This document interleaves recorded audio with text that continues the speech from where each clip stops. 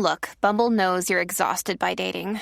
All the, must not take yourself too seriously, and 6'1" since that matters. And what do I even say other than, hey? Well, that's why they're introducing an all-new Bumble, with exciting features to make compatibility easier, starting the chat better, and dating safer. They've changed, so you don't have to. Download the new Bumble now. You're listening to Away with Words. I'm Grant Barrett. And I'm Martha Barnett. You know, there's nothing like that feeling you get when you come to the end of a terrific book. You linger over that last page, you put the book down, and then the first thing you want to do is go tell somebody about it. Oh, I know that one. Yeah? You had that experience lately, Grant? It's a 12-year-old book, but it's surprising how relevant it still is. It's Primary Colors by Joe Klein. Actually, he wrote it under the pseudonym of Anonymous, and it's kind of a masked story about the first run for the White House by Bill Clinton. Right. And it's fiction. There's a lot of fictional elements in it, but also there's an underpinning of history that really gave it a lot of resonance during the recent Hillary Clinton campaign. So it was just really interesting to read it. And he really, truly has a way with words. There were a couple pages in there I had to read several times, not because I didn't understand them, but because I said to myself, how did he do that? How did he make me feel that way? What was the magic that he had? And he had it. It was great. And you've got one of those? Well, it's not an entire book, Grant, but I just read this short story by Tobias Wolff, and it's about this curmudgeonly book critic who goes to a bank, and he gets involved in the middle of an armed bank robbery. And the short story is called Bullet in the Brain. And so, of course, as you can imagine, there's a lot of dramatic tension, and it's a really taut narrative.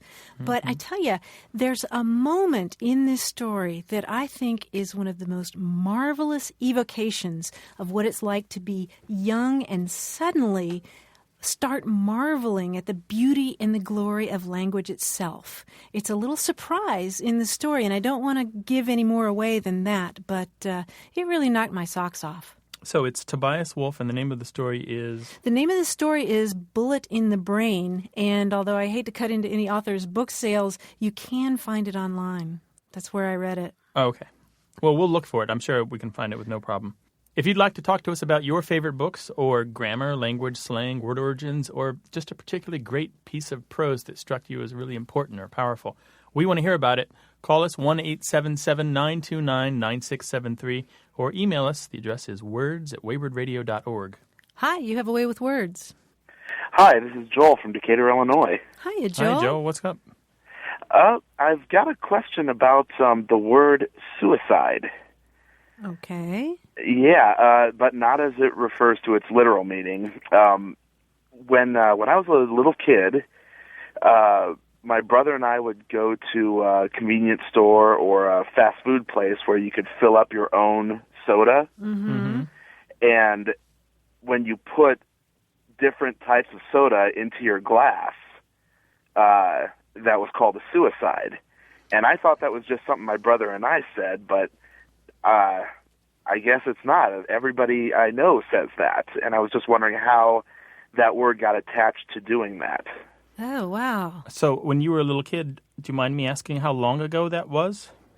That was, well, I'm 35 now, so, So another, at least half that ago. Do you still drink suicides now? No, I prefer the purity of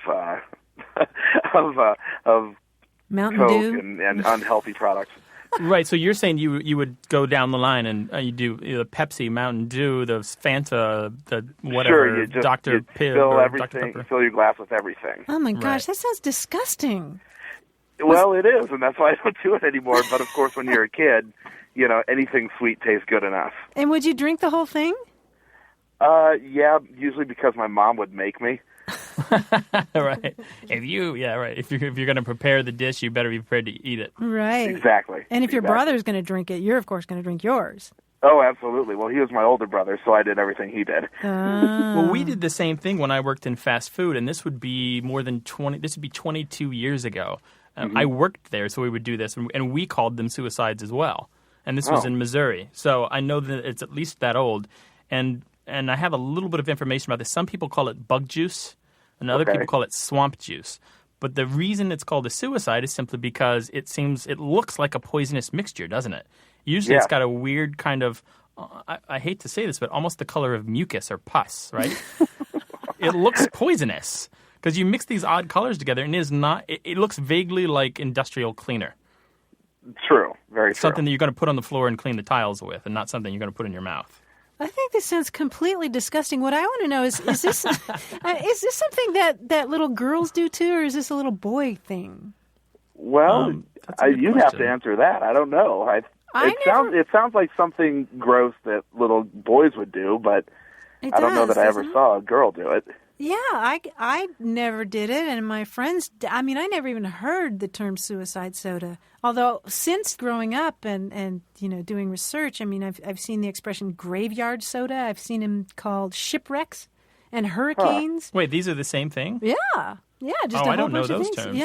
Yeah. I wonder if there's any suicide soda that tastes good. Well, what you could do, if you didn't do quite all of them, I would often take all the white sodas and mix them, or all the black sodas and mix them. And that's you get something very citrusy that's not quite identifiable as a particular kind of drink. It's just different, variety. But these days, water will do. I take some water out of the bathroom and some water out of the kitchen, and I mix them, a little bottled water, and then I have a suicide water drink. It's great. Well, so Joel, you're right. It wasn't just you and your brother. This is a popular pastime among little boys, at least. I guess so. At least for a couple of times, Joel, right? I hope that we get some information from our listeners about this, and if we do, we'll be sure to post it to the website, all right? Yeah, I'm looking forward to that. Thank you, All sir. right. Cheers. Bye-bye. Yeah, you too. Bye-bye. Bottoms up. Martha, you never did that. You were like a little prissy thing, right? Yes. I was a teenage prude. Call us 1-877-929-9673. That's 1-877-WAYWARD. Or send an email to words@waywardradio.org. Hello, you have a way with words. Hello, this is Max calling from Bowling Green, Kentucky. Max. Hiya, Max. What's going on? How are you all today? Doing fine. Super. Cool. I am calling to ask you guys about a word that's thrown around a lot in computer nerd gaming circles. The word is spelled Pwn. And I now pronounce the word Pwn. Well, it sounds like there's a story here. You used to pronounce it a different way? Yes, I did. I first heard this word either probably when I was a senior in high school or a freshman in college. I'm now a senior in college, so I've been using the word maybe 4 or 5 years now. And when I first heard it, my friends pronounced it poon, as if just like it looks, just poon, with no vowel. And then when I got to college, I started dating a girl that played the game Counter-Strike, and she corrected me and said, no, Pwn. Uh-huh. Oh, was that an embarrassing moment? And the word means to completely and fully dominate someone. Mm-hmm. Right. To own somebody. Right, to own them, exactly. Yeah. And it's just, my understanding has always been that it's just a spin from the word own. But I would like to know what the actual, in fact, true origin of this word is, because I've heard a couple of stories, but I don't know the actual origin of how Pwn came around.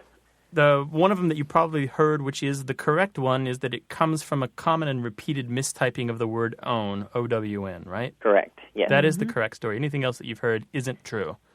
So it's not from the game Counter-Strike or any other particular game?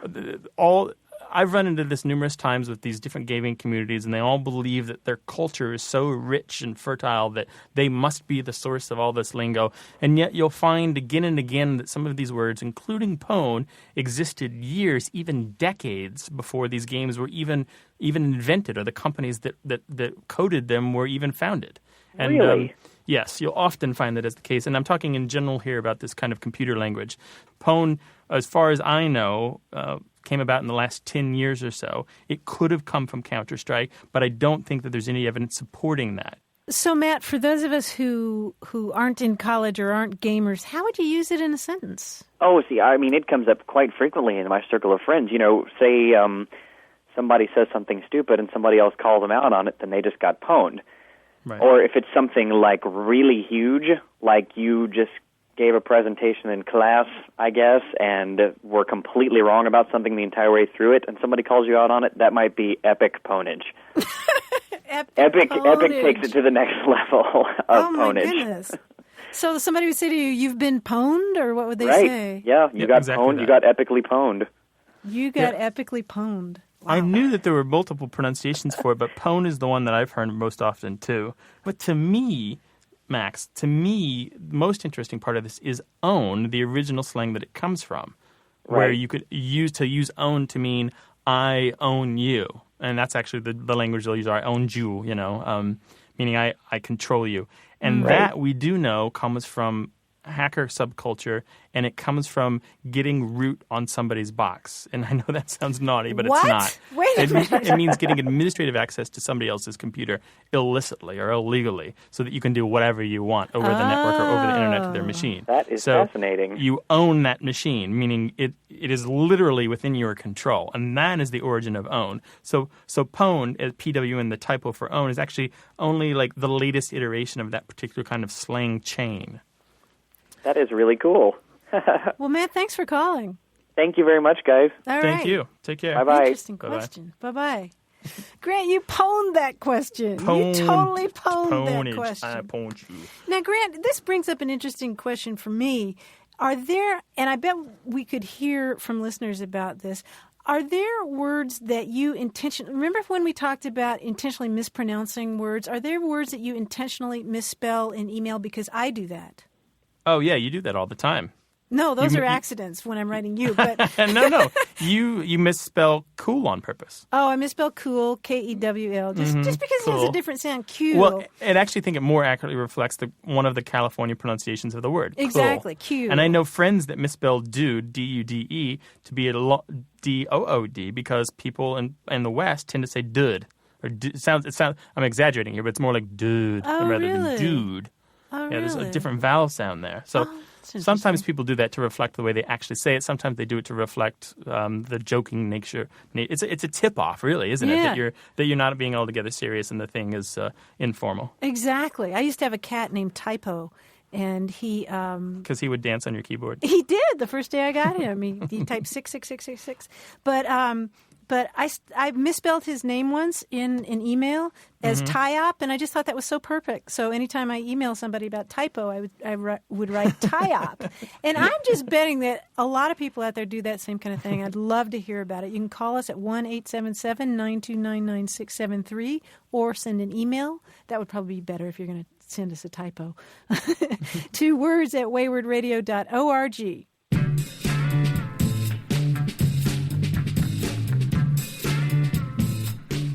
Up next on Away with Words, stay tuned for a word puzzle.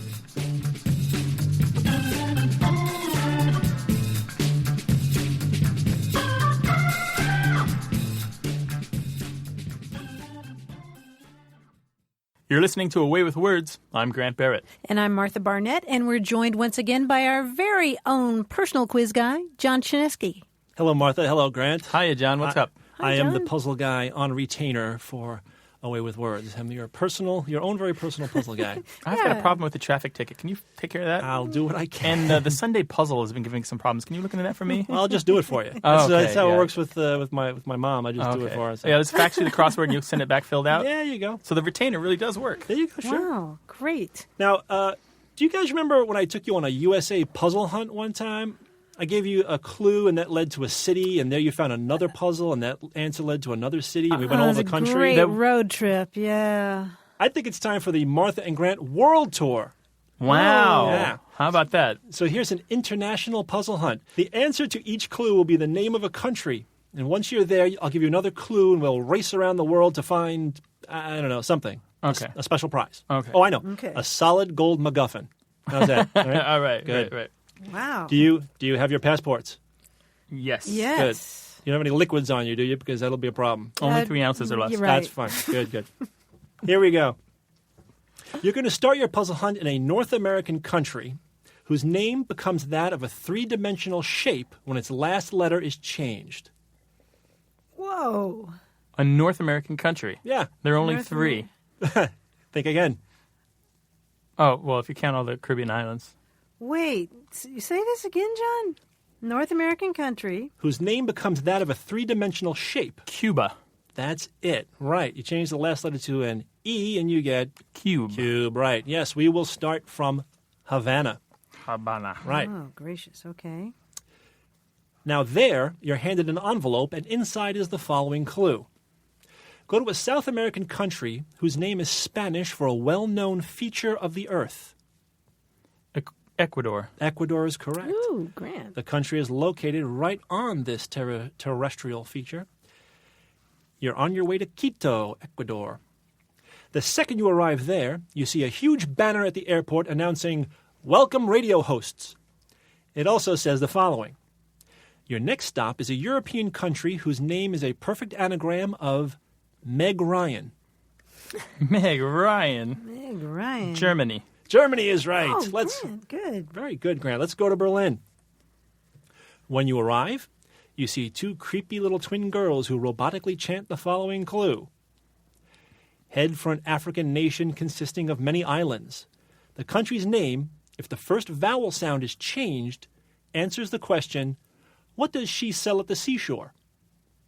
Oh, the Seychelles. Seychelles. Seychelles, right? Right. You didn't have to spell it, but you did. And you Very get good. Well, extra- it's radio. It helps to spell things. extra credit. Seychelles. It's off to Victoria in the Seychelles. There you are greeted by the country's cultural attaché. Appropriately, he's carrying an attaché case containing this clue. The 2 of you must split up. Go to 2 island nations. Both are in the North Atlantic. Both of their names are 7 letters long, yet the names differ by only 1 letter. They do. Yeah, North Atlantic. North Atlantic. Oh, Ireland and Iceland. that is Oh, my correct. gosh. Grant left me in an airport restroom about 4 countries ago. No, Martha said, I'm not going to ship. She's like, she bailed. She's in Bermuda. She's got a cold drink, and she's like, see Little ya. umbrella. No, she's still with us. She gets the frequent flyer miles still. Okay, now who wants to go where? Who wants to go to Dublin and who wants to go to Reykjavik? I'll go to Reykjavik. Oh, that's good. Okay. When you arrive, your fillings begin picking up radio transmissions that say, head for another island nation, this one in Oceania. Its name has 3 dotted letters in a row. Well, how about that? Yeah. How many of those are there? Dotted letters? Yes. You mean like with a double diaresis over them? No. I think he's thinking about letter I's Oh! or J's and I's. Sorry, I've been reading too many New Yorkers. J's and I's. Oh, like Fiji, you mean? Fiji is there it correct. is. Yes. You are in the capital of Suva. Of course, in the New Yorker, the word coordinate has dots over it. Yeah. Exactly. Okay, you're getting tired. So luckily when you arrive there, sleep. Your final clue is delivered by pigeon. It reads, travel to a small African nation whose name, if split into 2 words, might be commonly found scrawled on a restaurant order. Wow. It's only 4 letters long. 4 letters. To go. Togo. Togo is right. You end up in Lomé, the capital of Togo, which is appropriate since you got to go to so many wonderful places. Don't forget to pick up your MacGuffin at the duty-free shop. Thank you very much, guys. Yay! That was good. I That think was I great. had a really low score. Yeah, I'm applauding because I was nailing them, but that's all right. John, that was great. I think I That have was jet tremendous. lag. That Thanks was very much. That was Yeah. fun. Like I said, take a rest. You guys earned it. You were terrific. Okay, thanks a lot. Thank you. Bye bye. And Grant, do you have any melatonin on you? No, I got suntan lotion. Well, if you'd like to try to puzzle us with a question about language, give us a call. The number's 1-877-929-9673. That's 1-877-929-WORD. Or send us an email to words@waywardradio.org. Hello, you have a way with words. Hello, this is Marie Selena calling from Durham, North Carolina. So what's on your mind today, language-wise, Marie? I was wondering about the word stat, S-T-A-T. And then a physician would say the word scalpel stat or something to that extent. Right. Do you watch a lot of TV shows like ER and that kind of thing? Well, yes, and I'm a physician myself. So I always wondered where that word originated from. So this is something you use every day, right? No, not really. It's usually... Are you a dermatologist or something? No. I mean, that's kind of a leisurely profession, right, compared to some of them. Okay, so you don't work in an ER. Some pimple cream right away. Well, usually I have actually rarely heard it said in real life. Really? You hear it much more on the doctor shows said than in an ER or an intensive care unit. It's written more often than said. So if you need a certain lab stat, which means any other lab that's being drawn that needs to take priority, or if you need a certain medication stat. Right. But I've really rarely ever heard it verbally said in real life. Oh, really? Yeah, I knew that those TV shows were all wrong. Thank you for confirming that. There's no way that every episode they could have a man whose like head was detached to the shoulders and then magically sewn back on and he walked home, you know? There's always like some like miracle. It's just impossible, right? You're on to them. Yeah, more mundane than that. Well, Marie, I'm really glad you asked this question because there's a really simple answer. And you might think that it's an acronym or something, you know, like stop that and treat or something. Exactly, yeah. It's not, though, right? No, it's not. But the answer is really easy. It comes from the Latin word statim, which means immediately. S-T-A-T-I-M, right? Right. Oh, how about that? So, Marie, we're delighted that you asked us such an easy question. That's always nice for a change. Oh, thank you so much, Doctor. We appreciate your call. Thank you so much. All right. Thank you so much. Bye-bye. Bye-bye. I have some friends, Martha, who've done medical schooling, and most of the schools that I've heard of offer a class in Greek and Latin roots just for this very reason, so that the doctors can like have a little kind of head start in interpreting language that they don't encounter that often. Oh, they absolutely should. That's a great idea. There's so many medical terms that are so vivid if you know the meaning. You know that the amygdala, they're tucked inside your brain, that little organ. Yeah. It comes from the Greek word for almond. And if you know that, then it's easy to remember. Of course, you have to learn Greek to know that. I always just think of Princess Amidala from the Star Wars movies, but okay. Well, if you have a question about language, call us STAT. The number's 1-877-929-9673. That's 1-877-929-WORD, or you can send us an email to words@waywardradio.org. Hello, you have a way with words. Hi, this is Pat from San Diego. Hiya, Pat. What's going on? I just had a question that I was interested in relating to the weather out here when we're fishing offshore in San Diego. Sunny and clear. Yeah, it's sunny and clear right now. But sometimes the ocean acts up a bit, and people out here will refer to it as snotty weather. By acting up, you mean what exactly? Well, usually we'll be talking about rather large swells and maybe whitecaps and wind getting above 10, 15 knots in that range. I'm digging around here, and I find some uses of snotty in this way from 1985. I have no doubt that it's earlier. And all of the uses are pretty consistent with what you have to say. It doesn't require that it be cold. It doesn't seem to mean weather that will put snot on your face. But there is a certain amount in the sailor tradition of personifying the weather as an opponent or somebody who does not wish you well. Oh. And I'm wondering here, and I don't see any direct evidence of this, but I'm wondering here if it's just not like an extension of the idea of the weather as an entity, you know, this being or creature or some kind of spirit, and maybe you can give it traits. You can say that it has traits that are human-like, like being snotty, which might be, in this case, unhelpful or haughty or uncaring or disdainful. Yeah. I got to say, the sailing slang and the sailing language is always interesting to me. And Patrick, I want to thank you for sharing this one with us. This is pretty cool. Snotty weather. Yeah. Well, we'll keep our ears out for that. I love that. I wonder, Grant, do you think this term is going to make landfall? You think? We'll have people in landlocked states using it on the nightly news. Yeah, or traffic reports. You know, there's a lot of congestion because of the snotty weathers. I don't know. Maybe, I don't know. maybe. Yeah, it's a Anyway. little relative too. I heard it on Deadliest Catch the other day, that television show on Discovery, or Discovery Channel. Mm-hmm. And there, they were in the Bering Sea, and there was 20-foot swells, and the wind was just blowing the top off of the waves, and they showed this 100-foot boat going up and down and up and down, and sure enough, the deckhand just looked out. He's in foul weather gear, and he goes, "Yep, the ocean's a bit snotty today." Understatement, right? Yeah. That's fabulous. All right. Stupendous, Patrick. Thank you so much, and good fishing. All right. Thank you very much. Bye-bye. All right, bye-bye. Bye. Snotty weather. I love that. I love your idea of the ocean being personified. That makes I'm a lot of imagining those sense. maps where you have the winds in the four corners, and there's these, these faces with these puffed up cheeks, right, trying to And blow you red off course. noses, yeah. Sure. If you've got a question or just want to tell us about a cool word that you've been seeing a lot lately, we want to hear it. The number to call is 1-877-929-9673. Hello, you have a way with words. Hi, Martha. Hi, Grant. My name is Sam Lee from San Diego. Hello, Sam. Hi, Sam. What's going on?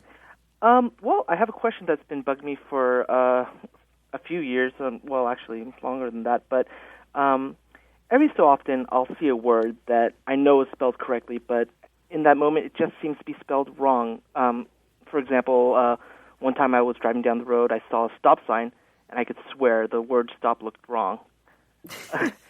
And more recently, I was looking at a web page, and I saw the word pediatrics, and I know in my head that it's spelled right. I know that it's right. It just looks to my eye wrong just in that moment. Is there a name for this phenomenon? I am not a doctor. I thought this might be a question for a psychologist, but, Well, this is something I've come across a little bit in some of the books that I have. There's a general overall term for the inability to understand words or speech, and it's used in a lot of different ways with a lot of different modifiers, and it's aphasia, A-P-H-A-S-I-A, aphasia. And so what you'll find often is that doctors will describe it as a type of aphasia, and so that allows it to be more specific. In this case, it might be something like receptive aphasia, which is the inability to understand written or spoken language. The problem here is that these terms, and I have others, they tend to be used to describe ongoing conditions and not momentary conditions. So and some kind of pathology. Yeah, you need a way to indicate that it's occasional or temporary. And maybe you could call it occasional receptive aphasia, and maybe a doctor would say, okay, I get that. I understand that that's what that is. I don't know. But without being a doctor, I'm not 100% sure. But the reason I offer you the word aphasia is that is a great word to use to look up in the text to see if you can find out more information about this and find out if there's a legitimate term. All right. Well, Sam, Grant from time to time uses his gnarly foot theory. I like that just as well. Yeah. Do you know that one, Sam? No.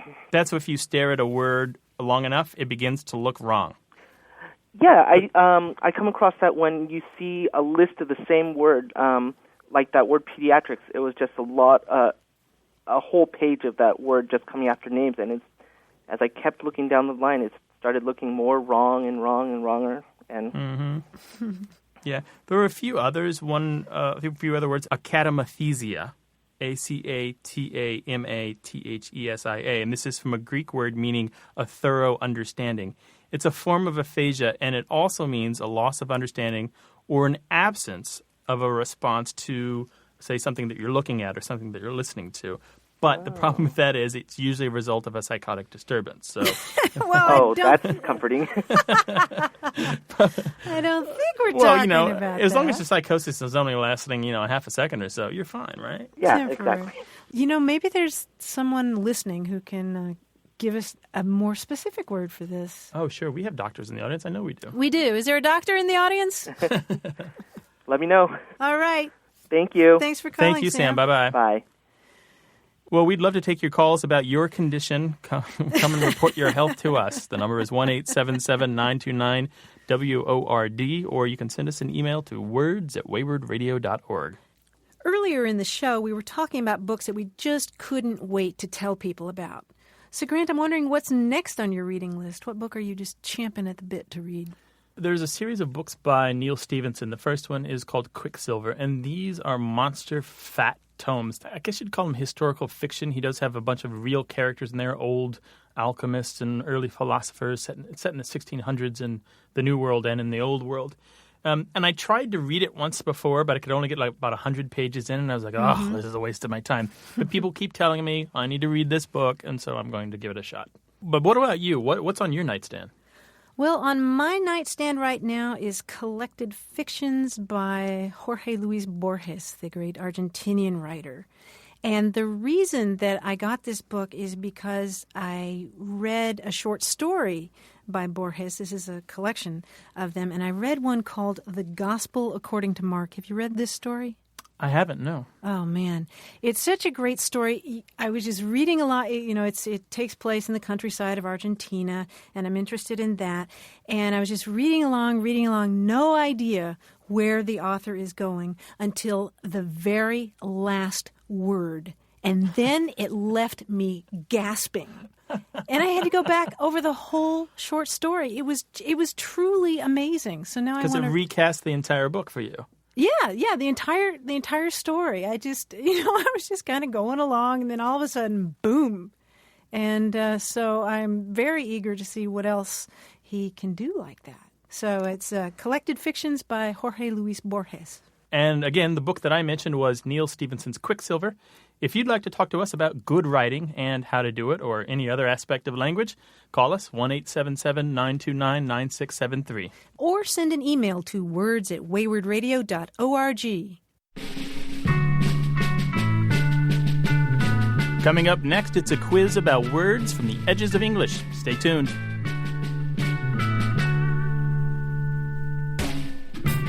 Support for A Way with Words comes from WordSmart, the vocabulary building software.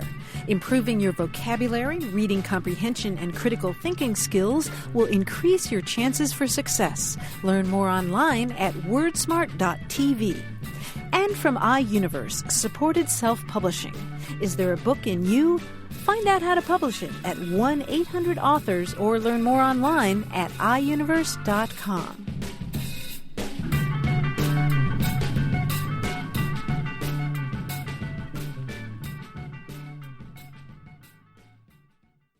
Hi, you're listening to A Way with Words. I'm Grant Barrett. And I'm Martha Barnett. And it's time for another slang quiz. Grant, today's contestant for Slang This is Andrea Carla Michaels from San Francisco. Well, hello, Andrea. Hi. Hey, Andrea. Hi. How are you doing? I'm doing fine. I understand that you're a crossword puzzler and that you were at that national tournament this spring. Yes, Will Shorts used one of my puzzles as the opening puzzle, the easy one, to get people going.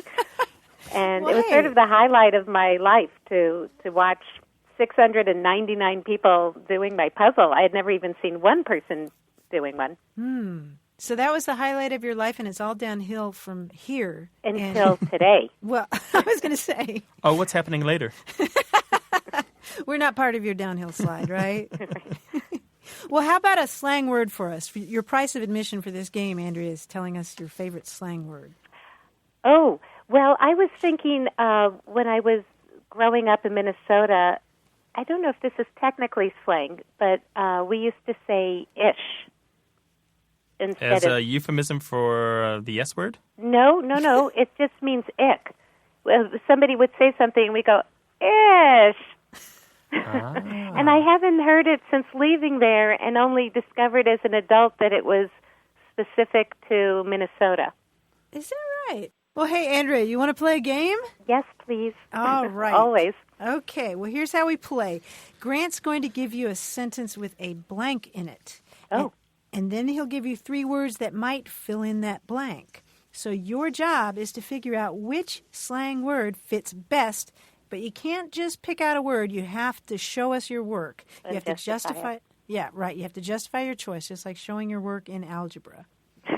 Okay. And I haven't seen the question, so I'll be joining you on the player side of the table, so we can talk about the process. Oh, good. Okay. All right. Well, here we go. Here's the first sentence. Well, doctor, your first day at County General has been a doozy. 2 births, a death, and a motorcycle accident. What do you say to blank down at the bar? Is the blank A, liver rounds down at the bar, B, sharp starters down at the bar, or C, monkey straps down at the bar? My first inclination, of course, is liver rounds because it has to do with drinking and destroying the liver and making rounds. So that sounds very doctory, but that sounds like something that you would then make up. Yeah, or give to your puppy. Liver rounds? Open the little plastic bag and give them a liver Oh, round. I see. If they do a trick. And sharp starters, I don't even know where to begin on that. Monkey straps I love. I'm hoping that's the answer, but I know we have to figure out why. Martha, why would it be monkey straps? How can we tie that into a doctor doing something? Well, gosh, monkey, I'm thinking bananas, so I'm thinking maybe it's some kind of drink with like a pina colada only with bananas. Do you think it could be slang for stethoscope? Like it hangs around your neck? Ooh, and then you stick them in your ears and you look sort of monkey. And if you're wearing them, the chicks at the bar know you're a doctor. So I'm going to go. I'm going to go with. Are they know to straps. stay away? Right. You're going to go with monkey straps? Yes, I'm sticking to that inexplicably. When I take trips, I always love to take little detours and go to the side road, but I always get back on my road and go in the right direction. And you should have stayed with the liver rounds. Oh. Your logic there was impeccable.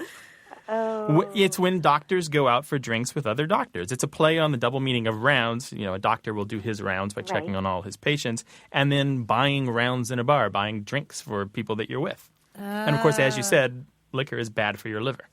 All right. And what is a monkey strap in real life? A monkey strap is actually the name of those straps that you might hang on to, say, in a helicopter or at the top of a telephone pole when you're repairing something up there. They also call them jump straps. Oh, yes. Some cars have them, too, but usually they're not called that in an automobile. All right, well, here's another chance. Are you ready? Yes. All right. There's a filly in the 4th at Belmont called Sweet Mama's Got Your Number, and I just know she's a winner. I wouldn't ordinarily try to put the blank on you, but just this once, give me a couple $100 and I'll pay you back tomorrow. So, is it A, I wouldn't ordinarily try to put the mark on you? Is it B, put the tail on you, T-A-I-L, or C, put the bite on you, B-I-T-E? Wow. Well, of course, gamblers use marks. Yeah. And maybe with horse racing, they use tails. And put the bite on you. Bite. I'm going to go with monkey straps. I wouldn't ordinarily put the monkey straps on you, but you're my kind of guy. Hello. Let's see. Don't bring me into your fantasy life. See, this is my same problem. That mark seems really straightforward. Uh-huh. And tail has a nice kind of horse thing happening. Mm-hmm. But I guess in a gambling sense, I guess the mark makes the most sense. So that's your answer? I give up. Yeah, I'm going to say put the mark then, I guess, just It's because the it sounds bite. like a gambling term. Andrea, it's the bite. If you put the bite on somebody, you hit them up for money. Oh, maybe because no one borrows mine from me because I always have less than they do. Well, I was hoping, Andrea, that you might be familiar with the Spanish term mordita, which means it's Spanish for a bribe. It's you take a little bite. It literally translates into English as a little bite. Oh, that's sweet. Yeah, and a lot of languages actually have that connotation of it's kind of like somebody reaching over at the restaurant in your plate and sticking their fork in and taking some of your meal. It's kind of that's the kind of bite we're talking about here. And sometimes there's an understanding that money is not really a loan and actually will never be given back. So. Well, Andrea, this was great fun. I love the way your mind works. Oh, thank you. That's sweet. I'm going to give you the opportunity to learn even more because by way of saying thanks, we're going to send you a copy of Grant's book. It's called The Official Dictionary of Unofficial English. That's fantastic. Thank you for playing letting with us me play. today. All right. All right. Bye-bye, Andrea. Okay, bye-bye. Bye. If you've got a question about how best to use English, give us a call, 1-877-929-9673. That's 1-877-WAYWARD. Or send us an email. The address is words@waywardradio.org. Hello, you have a way with words. Hi, this is Marge Thomas from Indianapolis. Well, hiya, Marge. What's going on? Well, I wondered if you or Martha knew anything about something that my dad used to say to me. If my slip was showing, he would say, "Who do you think you are? Miss Astor." So, do you know who Miss Astor is? You know, I think that could be any one of the many Astors. As you said, Marge, they were one of the wealthiest families in the country. For a long time, the term Miss Astor or Mrs. Astor was something that you might say to somebody who's a little bit overdressed. And so I suspect, I'm not sure, but I suspect that, it's kind of a way of sort of pulling somebody back down a little bit from that level. But I love that he was using that kind of euphemism. Now, where did you grow up? In South Carolina, in the Low Country. In the Low Country. Right. And did you hear, Marge, any other expressions to indicate that your slip was showing? Well, no, not really. That was the only one with the slip showing. Now, one of my friends said that her grandfather used to say that she or people were dressed up like Mr. Astor's pony or Mrs. Astor's pony. That's nice. So I'm so glad you asked about the slip showing because I collect these euphemisms for slips showing. You know, we don't really care so much about it today, do we, Marge? Well, do the young ladies? We don't wear slips today. Well, that's what I was just going to say. I remember my mother lecturing my sisters about that, and most of the young ladies don't wear them today, do they? The dresses take into account something. Right, and when he was telling me, it was dresses were pretty short. And so I think, if I recall correctly, since it was the South, we just wore half slips. Mm-hmm. And so they are kind of notorious for showing. So you were wearing really short skirts? Oh, yes. Thigh scrapers, as they call them? Well, my mother used to make our dresses, and she'd say, "Are you sure you want this dress this short?" Well, Marge, you're bringing back great memories for me because I tell you, I will never forget the time that my Aunt Margaret, who grew up in Virginia, said to me, "Martha Ann, you have a Ph.D." And I just gave her this look, and she said, "You have a Ph.D., petticoat hanging down." I'll never forget that, but I think especially Southern women have this way of, you can just, and it's from a different era, you can just hear somebody sidling up to you and saying, "Marge, Mrs. White is out of jail." The bras show now, and so I doubt if the petticoat would be, a big thing. The bras show now. That's worn as an outer garment, so I guess, Yeah, so that's really interesting. So we're really talking about a kind of linguistic fossil, huh? Right, I think so. Yeah, so I think the answer is that it was one of the Astors. We're not sure which one, but the idea is somebody who's really dressed up. Okay, all right. Well, thank you so much for your call, Marge. This was a nice avenue of discussion to go down. Thank you. Thank you very much. All right, bye-bye. Bye-bye. If you've got a question or would like to pass on some old saying that your grandparents or parents used to say, we're the ones who want to hear it. Give us a call, 1-877-929-9673, or send us an email to words@waywardradio.org. Hi, you have a way with words. Hi, my name is Jack. I'm calling from Madison, Wisconsin. I had a question, one of those things that occurs to you in the gray area between sleep and waking up when you're waking up in the morning.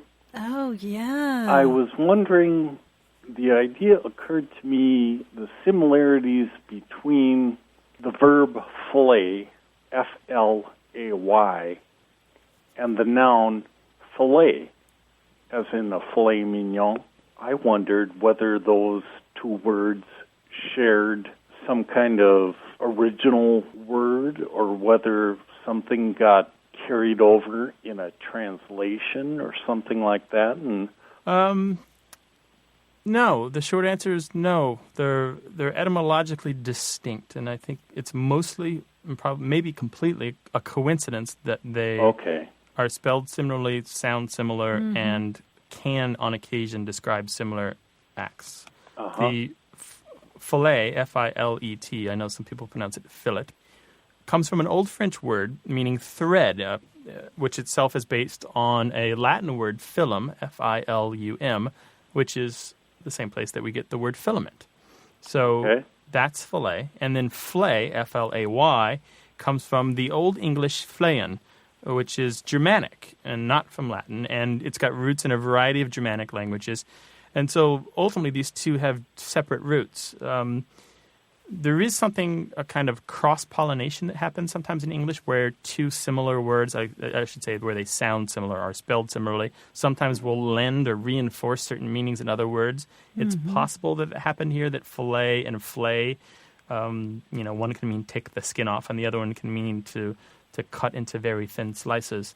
It's possible that they've reinforced each other, but I don't see any evidence of it. No common ancestry, just pure coincidence. Right. But you know what? I'm digging the fact that this is what you were thinking about at night before you go to bed. Me too. Next time kindred soul, definitely. Yeah. So. All right. Sweet Take dreams. care of yourself. Bye-bye. Thanks. Bye-bye. Bye now. 1-877-929-9673 for your Antilucan revelries. And that's 1-877-WAYWORD, or you can email us to words@waywardradio.org. Hi, you have a way with words. Hey, this is Jed. I'm calling from Lake Owen Camp in Cable, Wisconsin. All right. How's it going there? It's going pretty good. What's on your mind up there? We originally came up with the question a couple of months back when Oliver, our 16-month-old son, just started using his words. And first sounds out of his mouth were pretty much mama and dada. And I think it was my wife who originally said, I wonder if that's something that adults assigned or if kids essentially assign that, because the kids were making those noises anyway. So being that there's two parents, they each got to pick one, mama and dada. So Great the question revolves around instinctive language. Are there sounds that are instinctive for humans to make for certain feelings and emotions? Well, Jed, it sounds like you're in a similar situation to me. I have a 16-month-old son as well. Play date. And he is a talker. He's a talker. I'm a lexicographer. I edit dictionaries for a living besides the show. And my wife is a linguist who also is a dictionary editor. And, of course, this question has come up in our house, too. And we actually have the books that will provide the answers to this question. So if you want, I called you guys. I can give you the short take on this because it's a really huge subject. Much work has been done, and I'm going to try to summarize a lot of academia into just a few lines. Okay. So I'll post some links to some stuff on our website later, where you can follow up for a lot more detail. But the short version is we don't know. But what's really interesting, in almost all of the languages spoken by humans in the world, mama and dada and words for mama and mother and father began with what we call labial sounds. These are M, B, P. D is a little different, but it's close. It's basically those sounds with the lips parted and the tongue forward on the teeth, D, maybe on the palate. And so throughout, lots, and sometimes they're reversed. Sometimes what is baba in one language means father, and baba in another language means mother. But they often refer to mother and father because these are the two most important people in a baby's life. So they're going to remember these words or learn these words first. But there's another problem with this. We're saying, is it hardwired in the baby's head? And I think that's what you were getting at, right? Yeah, or that maybe that originally I was thinking that was the first few noises the baby makes, because those are that's how we develop our speaking. And two adults said, "Oh, look, he's calling me mama. Oh, look, he's calling me dada." It's possible. We'll never know. But what's interesting is think about it a different way. When you want to communicate to a baby, even one that you know doesn't understand you and doesn't speak, what do? You speak in baby language. You use really simple sounds yourself, right?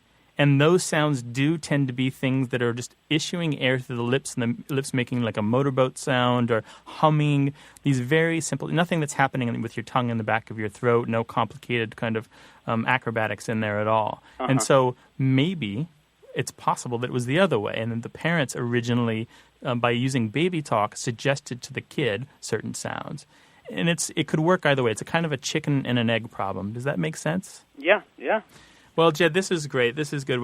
And by all means, check out the site in a few days. I'll post some stuff online, and maybe we'll continue the conversation there. We'll talk. I'm sure everyone has stories about the remarkable learning abilities of children. It's just really amazing how quickly and how well they can learn. Yeah, when I bring it up to other parents, they say the same things. So, great. Thank you so much for calling, Jed. Thank you. Bye-bye. All right, bye-bye. Bye. And you can give us a call at 1-877-929-9673 or email us. The address is words@waywardradio.org. That's our show for this week. If you didn't get on the air today, don't worry. You can leave us a message anytime, day or night. Call 1-877-929-9673. You can also email your questions to words@waywardradio.org or join the conversations going on right now in our discussion forum. You'll find them at waywardradio.org/discussion. Stephanie Levine is our senior producer. Our technical director and editor is Tim Felton. Tim also engineered our theme music. Kurt Conan produced it. We've had production help this week from Michael Bagdasian. From Studio West in San Diego, I'm Martha Barnett. And from the Argo Network in New York City, I'm Grant Barrett, inviting you to join us next week right here on A Way with Words. So long. Later. Either, either, neither, neither. Let's call the whole thing off. Hey, listeners, we have a favor to ask. We'd love for you to fill out our listener survey at gum.fm/words. Your feedback is crucial. It's quick, and it helps us make our show even better. It shapes our show, helps us plan, and ensures we're bringing you the content you love. That's gum.fm/WORDS. Thanks for being a part of what we do. Thank you.